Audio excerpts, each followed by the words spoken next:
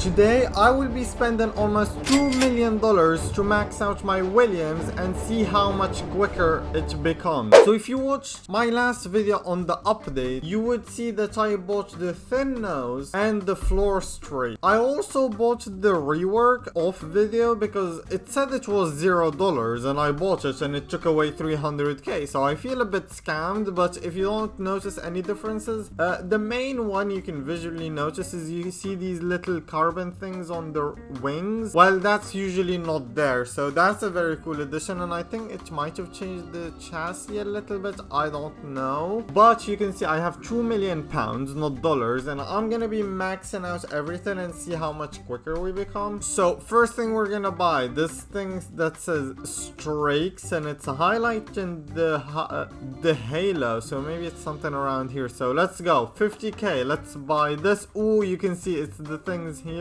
near the cockpit. Okay, first thing bought. Next thing, Halo Strakes. I believe this is like the thing on top of the Halo, so let's buy that. That's 70. I don't know what any of these upgrades actually do. They need to add like a thingy that like when you click it, it has a brief description what it does to the stats. But let's go. Halo Strakes. I didn't even see what that did. Was it like something here? I don't know what that did. Okay, floor Strakes we already have. Diffuser we can't see, but let's just buy that and hope for the best. There you go. Front wing, I think this one has a big difference, so keep an eye on the front wing. 250k. Let's go buy it. Oh my, that's such a different front wing. It's like a bit longer. That's what she said.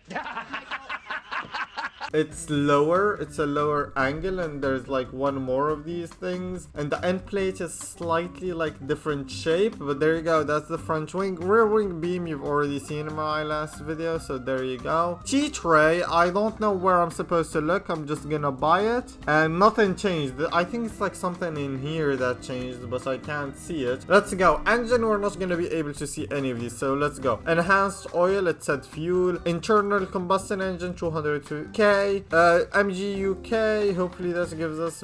Is MGUK the one that influences ERS? I'm not sure, but there you go. Weight, new materials, and turbo. So the engine is basically maxed out as well, and we're gonna do some weight reduction. Hopefully that doesn't make the car unstable, and the other upgrades we already have. So this is a maxed out Williams. I had £2 million, now I have almost 800k. Why are you crying?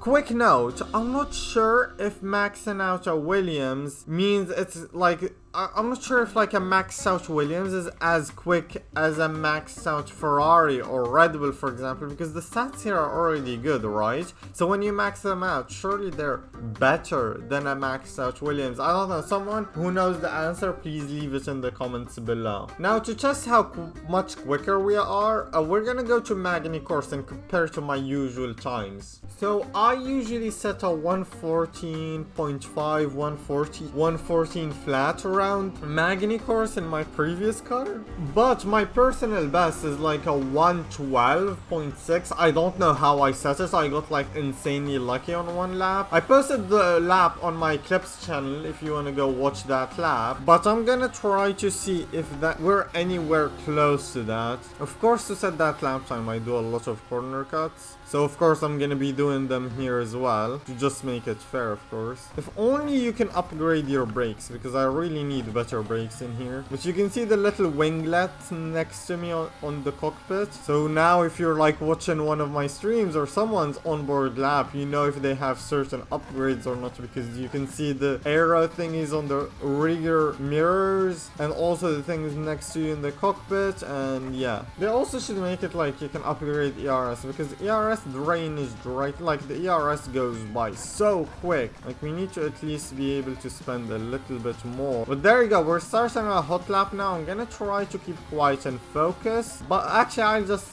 tell you guys what I'm doing. So here you basically cut this part. Hopefully they don't fix that soon. There I had to touch the brakes a little bit. That must have lost me a lot of time actually. Touching the brakes there is always a bad idea. You can just go as wide as you want. Here I brake around there like 250 meter mark to keep it to the apex. I mean, you can brake slightly later and go wide. It's completely normal. I just try to keep a tidy lap, just so I don't feel like I lost time. Here, try to not go too much on the right-hand side curb because sometimes it can take you out. Here, you can completely cut that. Thankfully, the car was stable enough to let me do that. And my hot lap, the car became unstable and I almost spun there. But there you go. Here you can cut a little bit, but I didn't for some reason.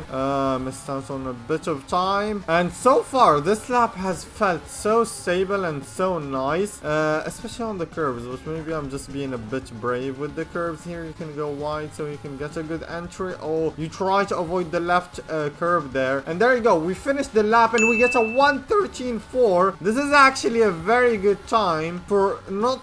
Like, this is my first lap with a maxed out car and we're already in the 1:13, so 1 second quicker than my average. So that tells you a maxed out car, I would say, is like 1.5 seconds quicker than a normal car or a normal Williams. A maxed out Williams is 1.5 seconds quicker than a normal Williams. So that tells you if it's worth it to buy the upgrades or not. For example, I would be finishing my laps 1.5 seconds quicker and I spent about 2 million on upgrades. But hold on, I'm gonna do the math and see how much more money I make per hour because of this. So I just did the math and I don't think this is worth it because I'm making 40k more per hour. So, or to be exact, $38,000 per hour, which is like just one extra lap per hour or less than that. And that would mean I would need to do hundreds or tens of laps to make up the money I spent on the upgrades. So if you're just trying to max out this car to farm money quicker, I don't recommend that. In my opinion, if you can make 50k in a track, then stick to that track and save for a better car. Also, I'm pretty sure the 2016 cars are slightly quicker than the 2022 cars, so if you have Robux to spare, you should definitely go for those and farm on Hockenheim. I'll have a video showing how to farm money once race mode comes out, so stay tuned for that and subscribe to the channel to not miss any future videos. I'll do one more hot lap to see what the true pace of this car is.